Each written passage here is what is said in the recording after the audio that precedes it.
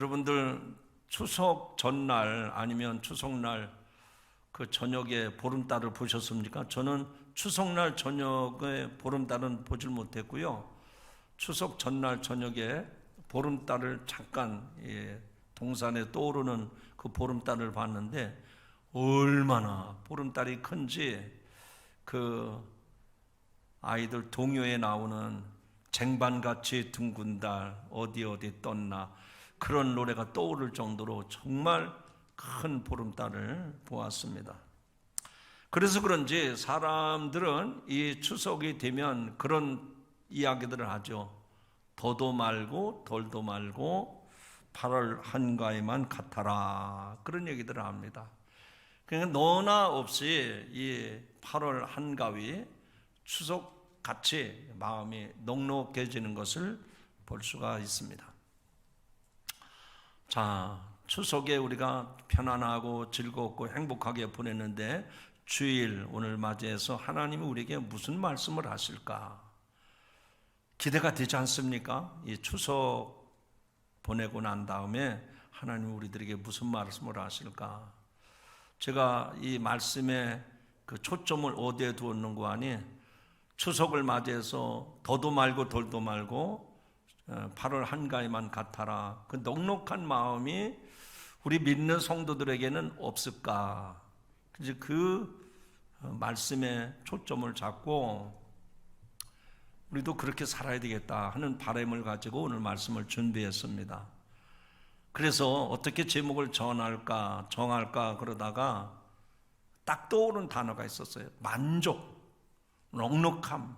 그런데 넉넉함보다는 만족이라는 단어가 제 마음에 딱 들었습니다. 그래서 그냥 간단하게 제목을 정했어요. 한번 고백하고 선포하는 마음으로 따라합시다. 나는 만족합니다. 못마땅해요? 만족하시죠? 그러면 더 한번 진짜 만족한 마음으로, 넉넉한 마음으로 다시 한번 시작. 나는 만족합니다. 이번 추석 때 여러분들을 만나보니까 이렇게 8월 한가위 추석을 보내고 나니까 참 좋습니다. 죽어도 여한이 없습니다. 참 좋습니다. 그 얘기를 많이 들었어요. 그래서 우리가 예수 믿으면 이런 복을 이미 받은 성도들인데 그러나 매일같이 추석의 기분으로 살 수 없지 않습니까? 그래서 이스라엘 백성들에게 있었던 과거의 사건을 오늘 본문으로 정하고 그 말씀 속에서 하나님이 우리에게 주시는 그런 메시지를 듣고자 합니다. 성경에 보면 주님 때문에 마음이 넉넉해지고 편안해지고 정말 만족을 누리는 사람들이 성경에는 부지기수로 나옵니다. 그 얘기는 무슨 얘기인가 하니 저와 여러분도 예수 믿는 성도라면 진짜 신앙 안에서 그 넉넉함을, 그 만족함을, 그 마음의 즐거움을 누리며 살아가야 될 줄로 믿습니다. 그래서 성경 중에서 제가 한 인물을 찾아봤어요. 누가복음 2장에 보면 성전에서 메시아 오기를 매일같이 기도했던 시므온이 드디어 아기 예수님의 그 탄생을 알고 그 아기 예수님을 품에 안고 찬양을 올린 그런 대목이 나옵니다. 누가복음 2장이 나오는데 그 시몬의 찬양 내용을 제가 읽어볼게요. 주님, 이제 주님께서는 주님의 말씀을 따라 이 종을 세상에서 평안히 떠나가게 해 주십시오. 나는 만족합니다. 이거는 이제 새번역 성경으로 제가 읽었는데 이 시몬 할아버지도 평생 메시아 오기를 기다렸는데 진짜 아기 예수님의 탄생의 소식을 접하고 그 아기 예수님을 품에 안고 하나님 감사합니다. 저는 이제 여한이 없습니다. 나는 이제 만족합니다. 그러면서 그런 고백을 합니다.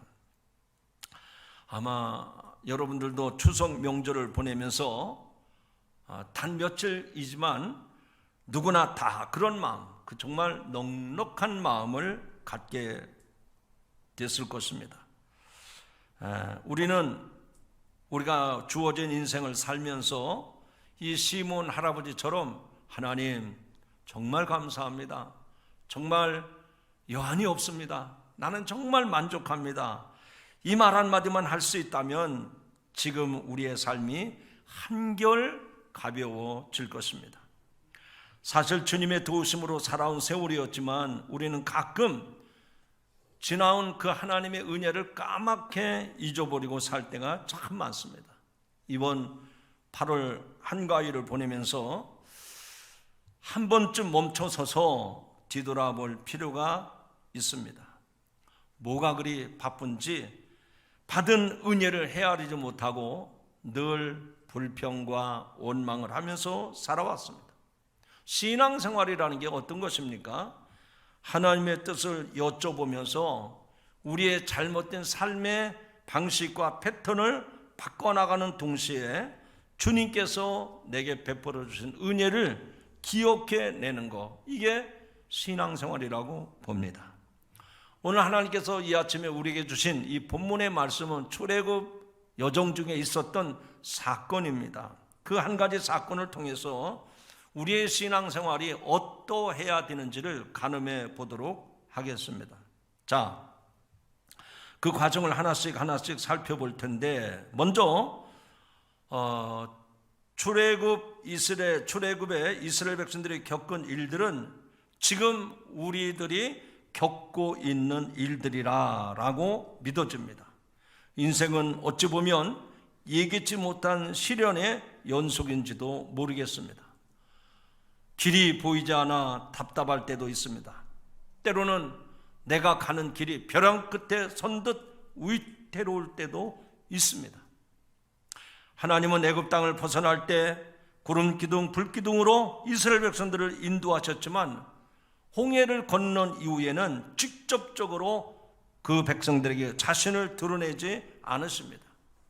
다만 모세를 통해서 간접적으로 하나님 당신을 드러냈을 뿐입니다. 홍해를 건넌 출애굽한 이스라엘 백성들이 당도한 것은 저 수르 광야였습니다. 그곳에서 마라의 쓴물이 달게 변하는 이적을 경험했습니다. 그리고 그것을 떠나 물이 풍족하고 종려나무가 우거진 엘림에 도착을 합니다. 그러나 그곳에서 오래 머물 수 없었기 때문에 또다시 길을 떠나서 신광야에 접어듭니다. 그곳은 이집트 땅에서 나온 지 둘째 달, 보름달, 그리고 한 달 보름이 된 그런 때였습니다. 그날 벌어진 일에 출애굽기에 대해서 간단하게 요약을 했습니다. 바로 출애굽기 16장에 보면 그 내용이 나오는데, 이스라엘 자손의 온 회중이 그 광야에서 모세와 아론을 원망하였더라 라고 말씀을 합니다. 왜 이스라엘 백성들이 하나님의 은혜 가운데 애굽을 떠나서 수르 광야를 지나서 신광야까지 왔는데 왜 여기서 모세와 아론을 원망했을까? 추측건데 아마 애굽을 떠나올 때 나름대로 비상식량을 다 준비해 왔을 겁니다. 그런데 그 한 달 보름이 지나는 그 시점에 먹을 것이 다 떨어져 버렸어요. 그리고 광야에서의 그 추위, 낮에는 떼약볕에서 그 더위, 죽음의 공포가 밀려오자 출애굽한 감격은 사라지고 그들의 기쁨이 이제는 원망으로 바뀌게 됩니다. 광야에서 광야로 이어지는 여정은 멀기만 했고 앞으로 도대체 어디로 가야 될지, 어디 가서 먹을 것을 구해야 될지 막막하기만 했습니다. 그렇습니다. 현실이 각박해지면 우리들도 꿈은 물거품처럼 사라지게 마련입니다. 원망이 터져나오는 것은 당연합니다. 그래서 이스라엘 백성들은 아론과 모세를 향해서 애굽 땅에서 죽는 것이 더 나았을 것이라고까지 이야기했습니다. 하나님은 먹을 것이 없다고 출애굽 사건 자체를 부정하려는 그 백성들을 바라볼 때 조금은 실망스러웠겠지만 그들의 부르짖음을 외면하지 않으셨습니다. 그래서 저녁에는 메추라기를 내려주셨고 아침에는 만나를 내려주셨습니다. 여러분이 다 아시다시피 만나는 제각기 먹을 만큼만 거둬야 했습니다. 욕심 사납게 거둬봐야 다음날 아침이면 만나에 벌레가 생겨서 먹을 수가 없었습니다. 많이 거둔 사람도 그렇지 못한 사람과 함께 나누어 먹어야 했던 것입니다. 참 신기한 거는요, 하나님이 왜 만나를 그렇게 내려주셨을까? 아마 욕심이 많다든지 건강의 조건이 좋았던 사람들은 그날 저녁에 나가서 광야에 떨어진 만나들을 아마 자루마다 담아가지고 가득가득 담았을지 몰라요. 그러나 많이 거둔 대로 썩는 양이 많았던 거죠. 그러니까 자기에게 필요한 만큼만 거두게 하셨던 겁니다.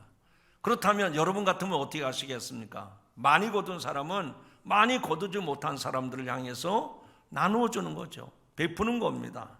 즉 광야에서의 만나가 내려졌다는 것은 그 양식을 서로 나눌 수 있도록 나눔의 훈련을 하게 했던 것입니다. 매주 엿새째 날에는 만나를 2배로 거두어 안식일에는 만나를 거두지 않게 했습니다. 그때는 만나가 썩지 않았습니다. 즉 하나님께서 순종하도록 그렇게 철저하게 그들을 훈련시켰던 것입니다. 하나님의 계획에 맞춰서 몸과 마음을 맡기고 살 때 인간을 잡아채는 조바심과 두려움으로부터 벗어날 수 있다는 사실을 이 만나의 사건을 통해서 깨닫게 하고 있습니다. 그러나 삶의 시련은 그것으로 끝나는 것이 아니었습니다. 그들이 신광야를 벗어나 르비딤에 이르렀을 때 또 다른 시련이 찾아왔습니다. 그 시련은 무엇입니까? 마실 물이 없었다는 것입니다. 하나님은 일찍이 마라에 쓴 물을 마실 수 있는 물로 변화시켜 주셨지만 이제 이 르비딤에서는 그 물마저도 찾을 수가 없게 된 겁니다. 그래서 백성들은 모세에게 마실 물을 달라고 대들었습니다. 당신이 하나님이 보내신 지도자인지를 입증해 보라는 것입니다. 아직도 그들은 원망하는 습성을 버리지 못했던 것입니다. 우리들도 원망하는 이들을 손가락질할 것 없습니다. 왜냐하면 저와 여러분도 그런 상황에 그런 조건에 처하게 되면 우리도 이스라엘 백성들의 모습과 다를 바가 없다는 겁니다. 모세는 백성들을 책망합니다. 오늘 말씀 2절에 보니까 당신들은 어찌하여 나에게 대드십니까? 어찌하여 주님을 시험하십니까? 여기서 대들다라는 말 그리고 시험하다라는 단어는 7절에서 그곳의 이름을 무리바라 그리고 마사라라고 했잖아요.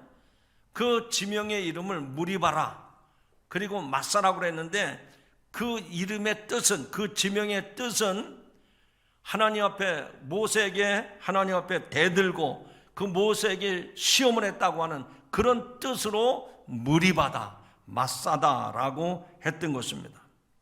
자, 이때 모세의 행동을 주목해 보시기 바랍니다. 길이 보이지 않을 때 모세가 할 수 있는 일은 저 먼 곳에 가서 낙타에다가 우물을 길어가지고 오는 것 아니었습니다. 어떻게 해서든 여기저기서 물을 찾아다니는 것도 아니었습니다. 모세가 그 상황에서 할 수 있는 방법은 할 수 있는 유일한 길은 하나님 앞에 엎드리는 것뿐이었습니다. 그랬더니 하나님은 나일강을 친 그 지팡이를 손에 들고 장로들과 함께 백성들보다 앞서 가라고 모세에게 명령을 하십니다. 여러분, 이쯤 되면 하나님도 그 긴박성을 아시고 빨리 물을 내주셔야 되는데 왜 물은 내주지 아니하시고 모세를 향해서 네가 저 날강을 치던 그 지팡이를 들고 장로들과 함께 이 백성 앞에 먼저 나서라라고 말씀을 하셨을까요? 주님은 이렇게 말씀합니다. 따라합시다. 내가 호렙산 바위 위 거기서 네 앞에 서리라. 한마디로 말하면 하나님이 모세에게 그 날강을 치던 지팡이를 들려주면서 장로들을 데리고 장로들을 대동하고 백성들 앞에 먼저 나서라고 말합니다. 그러면 내가 거기서 네 앞에 서리라. 하나님이 뭔가를 보여주겠다고 지금 말씀을 하시는 겁니다. 어떻게 되었을까요? 여러분, 하나님이 지금 모세에게 그렇게 자세하게 말씀을 하셨습니다. 그래서 모세는 그 백성들의 두령인 장로들과 함께 그 원망이 그치지 않는 백성들 앞에 섰을 때 여러분들은 어떻게 이해를 하십니까? 지금 상황이 하나님이 그렇게 하라고 하셨으니까 어떻게 했을까요? 제가 질문하는 거는 여러분들의 대답을 유도하기 위한 겁니다. 하나님이 그렇게 하라고 하셨으면 또 모세가 지팡이를 쳐서 반석을 쳐가지고 샘물이 터지게 하셨겠죠. 아직 결론을 내릴 수가 없습니다. 성경은 내가 지팡이를 들고 장로들과 함께 앞서서 백성들 앞에 서라고 거기까지만 말씀을 하셨습니다. 출애굽기는, 오늘 읽은 이 출애굽기는 그 후에 어떤 일이 벌어졌는지에 대해서 입을 꼭 다물고 있습니다. 반석이 터져서 생물이 넘쳐가지고 백성들이 귀가를 면했다, 그런 내용이 성경에 안 나옵니다. 출애굽기는 그 사건만 우리들에게 소개하고 있어요. 여기까지 성경을 읽어온 이들은 바위에서 터져난 생수를 마시는 사람들의 흡족하고 흥겨운 모습을 보고 싶어 할 겁니다. 그러나 출애굽기는 매정하게도 단호하게 그 이야기를 여기서 끝을 맺고 있습니다. 샘물이 터졌는지 안 터졌는지 그 얘기가 전혀 기록되어 있지 않습니다. 중요한 건 무엇일까요? 이 상황에서 우리가 이 본문을 읽으면서 우리가 깨달아야 될 중요한 메시지는 뭘까요? 그 어려운 상황에 처했을 때 하나님은 모세에게 지난날 홍해를 가르던 나일강을 가르던 그 지팡이를 들고 백성 장로들과 함께 백성들 앞에 서라는 것입니다.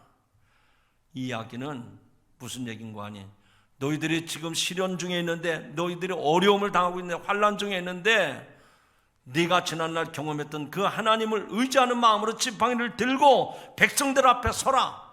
그러면 하나님이 그 앞에 서시겠다. 바꿔 말하면 우리가 겪고 있는 그 시련 앞에서 하나님이 일하시겠다는 겁니다. 하나님이 일하시겠다는 거예요.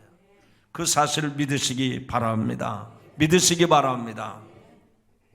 믿음 있는 사람은요, 내 눈앞에서 샘물이 터져나고 생수를 마시고 그거를 바라보는 사람이 아닙니다.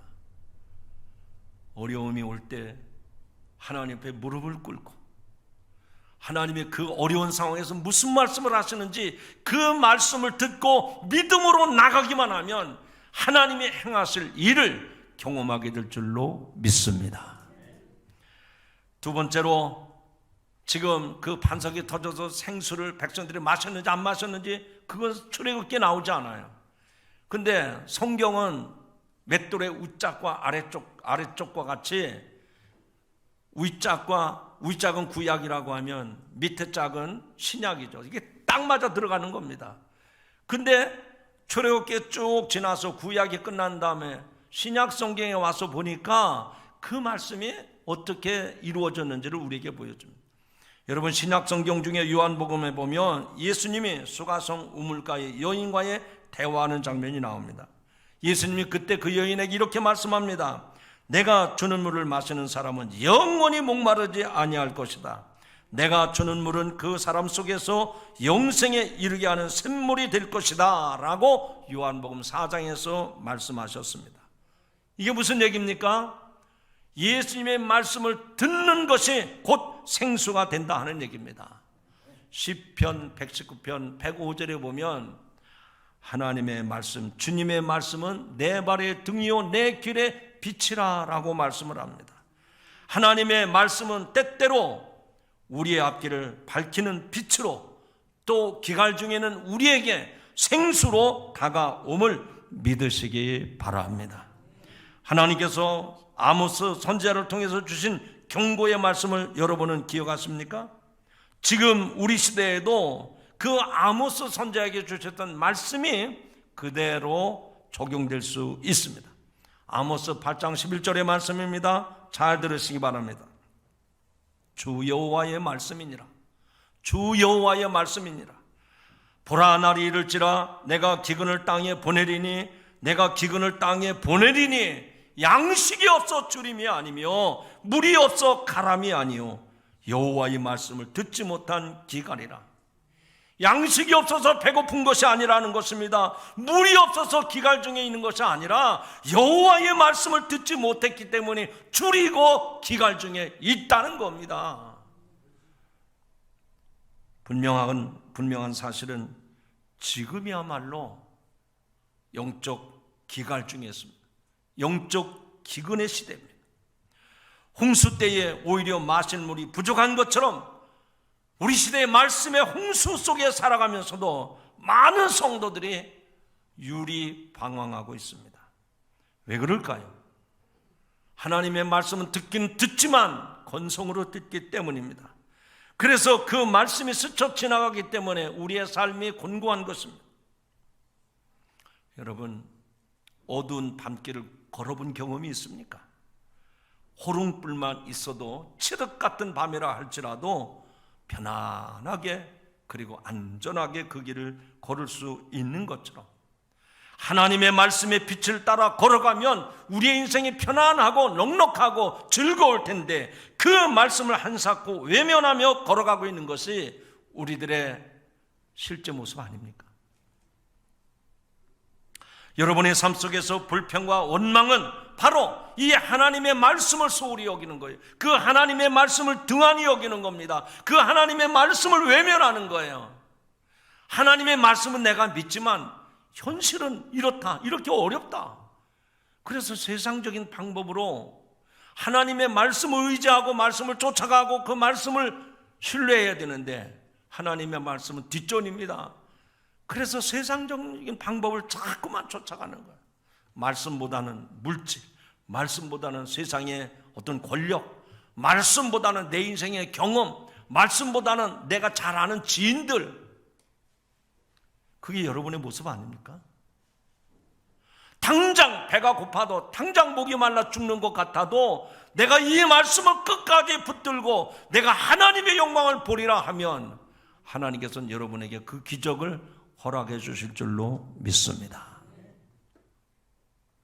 8월 한가위 편안하고 넉넉하게 보냈습니다. 그러나 추석이 언제였는지 또 우리 앞에 시련이 다가올 겁니다. 또 어려움이 겹칠 겁니다. 그때 어떻게 하시겠습니까?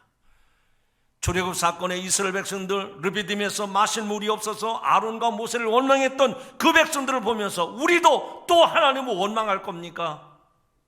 이제는 이 사실을 기억하시고 힘들고 어려워도 고달파도 목이 가려서 내 목이 생명이 끊어지는 것 같다 할지라도 하나님의 말씀을 끝까지 붙들 수 있는 믿음의 성도가 되기를 주님의 이름으로 축원합니다.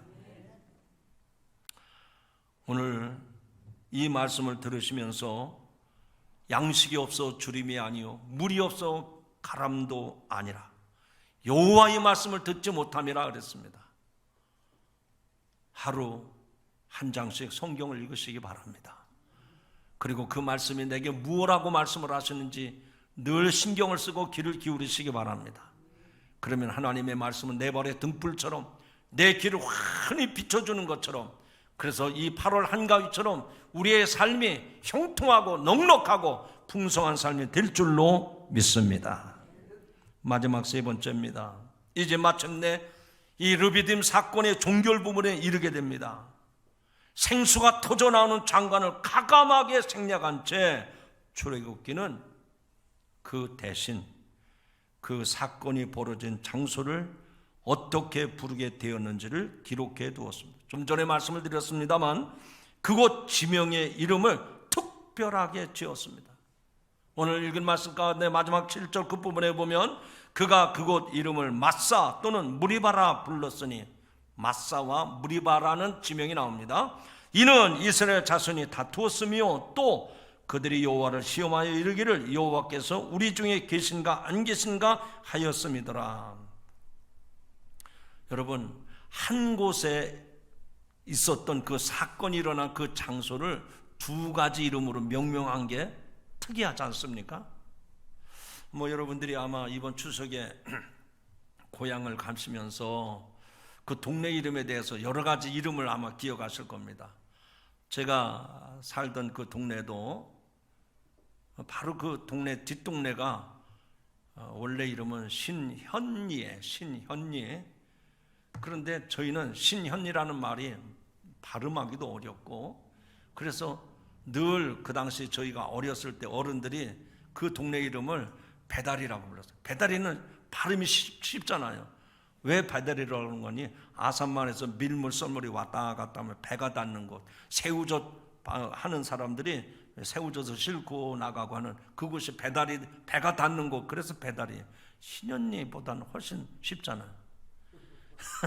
그렇게 지금 무리바 사건이 있었던 그곳을, 그 물이 없어가지고 지금 막 모세와 아론을 원망했던 그곳을 다른 이름으로, 무리바라는 이름으로 부르지 않고 다른 이름으로 부르는데, 첫째는 마사요, 두 번째는 무리바라고 불렀어요. 좀 전에 제가 설명을 했잖아요. 무리바는, 마사는 무슨 뜻인 거 아니요? 백성들이 마실 물이 없을 때 하나님 앞에 대들었다는 거예요. 아니 그래, 대들 사람이 따로 있지 어떻게 하나님 앞에 대들어요? 그런데 얼마나 상황이 힘들었으면 하나님 앞에 대들었겠어요. 여러분, 형제들 이번에 만나셨겠지만 어릴 때 동생이 형한테 대들었잖아요. 저도 여기 아우가 있지만 저한테 몇 번 이렇게 대들더라고. 그래서 그냥 몇 대 했더니 지금까지도 기가 죽어가지고 저한테 못 대들죠. 그렇잖아요. 형제들 간에도 서로 으르렁거리고 대들고 그런 경우 있잖아요. 형제들이야 뭐 그러려니 하겠지만 어떻게 이스라엘 백성들이 하나님 앞에 대드느냐고요. 그래서 하나님 앞에 대들었다는 뜻으로 그곳을 마사라고 불렀어요. 또 무리바는 무슨 얘기인가 하니, 하나님이 정말 계신가 안 계신가 시험했다. 하나님을 시험했다. 그래서 그것을 무리바, 하나님을 시험했다고 하는 뜻으로 무리바라고 불렀던 겁니다. 이렇게 어떤 특별한 장소나 기념물은 우리에게 어떤 기억을 하게 만듭니다. 평화의 소녀상은 일본군 위안부 피해자들을 기리기 위한 예술 조형물이죠. 이 소녀상은 국내는 물론 해외 여러 나라에 세워져 있습니다. 일본 정부가 길을 쓰고 이 소녀상 철거를 요구하는 것은 그것이 상기시키는 부끄러운 기억을 지우고 싶기 때문입니다. 성경에도 보면 야곱이 베델에서 베고 자던 돌베개를 제단 삼아 기름을 부었습니다. 그것은 어떤 시련이 닥쳐온다 하더라도 그가 가는 길에 동행하시겠다는 약속을 상기시키는 기념물이었습니다. 여호수아도 요단강을 건너 길갈에 도착했을 때 요단강에서 가져온 돌 12개를 길갈에 세움으로써 후손들에게 하나님이 일으키신 구원 사건을 잊지 않도록 했습니다. 장소 또한 마찬가지입니다. 오늘 이야기 끝에 나온 이 무리바와 마사는 이스라엘 백성들의 불순종과 믿음 없음을 상기시키는 뜻으로 마사라, 무리바라 그렇게 불렀던 것입니다. 한마디로 말하면 자랑스러운 이름이 아니라 부끄러운 이름입니다. 왜 출애굽기는 그 무리바 사건을 미화시키지 않았을까요? 왜 그랬다고 생각하십니까? 자기들의 부끄러운 민낯을 기억하기 위함입니다. 그 민낯을 화장빨로 가리려고 하면 안 됩니다. 여러분도 마찬가지예요. 하나님 앞에 부끄러운 과거가 있지 않습니까? 그것을 없는 것처럼 화장빨로 지워버리면 안 됩니다. 아픈 기억, 부끄러운 기억을 안고 가야만 온전한 믿음, 성숙한 믿음에 이를 수가 있는 것입니다. 하나님은 믿음 없는 저 백성들을 버리지 않으셨습니다. 그들을 품고 가셨습니다. 이 이야기가 생수가 터져 나온 이후에 벌어진 흥겨운 상황을 굳이 묘사하지 않은 까닭을 우리가 이제야 알 수가 있습니다.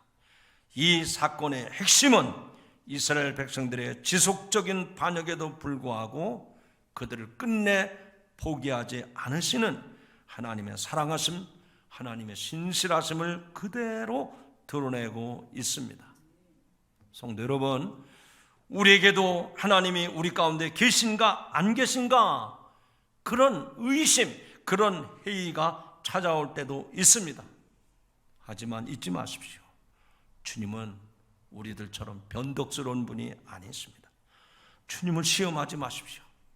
그 어려움이 찾아오면 찾아올수록 더욱 하나님을 깊이 신뢰하면서 한 걸음 한 걸음 주님께로 더욱 가까이 나갈 수 있는 성도가 되기를 주님의 이름으로 축원합니다. 이제 말씀 맺습니다. 8월 한가위, 더도 말고 덜도 말고 8월 한가위만 같아라, 이렇게 모든 사람이 넉넉한 그리고 편안한 추석을 보낸 줄로 믿습니다. 그러나 추석을 보냈다고 우리의 인생 여정 그렇게 매일 한가롭게 여유롭게 이어지는 것은 아닙니다. 우리 앞에 저 출애굽한 이스라엘 백성들처럼 또 다른 시련과 고난과 역경이 찾아올 것입니다. 출애굽의 여정과 우리의 인생은 너무나도 똑같습니다. 우리 인생에 저 르비딤과 같은 상황이 오고 또 마사와 같은 일들이 벌어질 것입니다. 그럴 때마다 우리가 따라야 될 것은 하나님 말씀을 붙드는 일입니다. 하나님 말씀을 붙들 때 그 바위를 쳐서 생수를 얻는 여러분들이 되시기를 주님의 이름으로 축원합니다. 삶이 힘겹고 고단해도 힘들다 하지 말고 하나님이 하실 줄로 믿고 신뢰하면서 나는 만족합니다, 나는 할 수 있습니다, 그렇게 선언하시며 나가시기를 바랍니다. 그러면 여러분의 발걸음이 닿는 곳마다 하나님의 기적의 역사가 나타나서 여러분의 삶을 형통하게 이끌어 가실 줄로 믿습니다. 그런 은혜가 여러분 가운데 임하시기를 주님의 이름으로 축원합니다. 기도하십니다. 하나님 아버지, 출애굽한 이스라엘 백성들의 여정과 같이 우리들의 삶도 많은 시련과 고난과 역경이 따릅니다. 때마다 순간마다 하나님께서 이스라엘 백성들을 도우셨지만, 그러나 르비딤에 이르렀을 때는 마실 물이 없어서 지도자였던 모세와 아론을 원망했던 저 이스라엘 백성들처럼 하나님을 대들고 하나님을 시험하게 이르렀던 저 백성들처럼 우리들도 인생을 살아가면서 이런 일들이 반복되고 있습니다. 그러나 하나님 말씀하심에 반드시 우리를 이끄시고 우리에게 생수를 공급해 주시는 분이 여호와는 하나님인 줄로 믿습니다. 말씀의 생수가 터지게 하여 주시옵소서. 바위에서 생수가 터지게 하여 주시옵소서. 그래서 우리의 삶에는 하나님으로 말미암아 만족하며 감사하며 살아가게 하여 주시옵소서. 믿사옵고 예수님의 이름으로 기도하옵나이다. 아멘.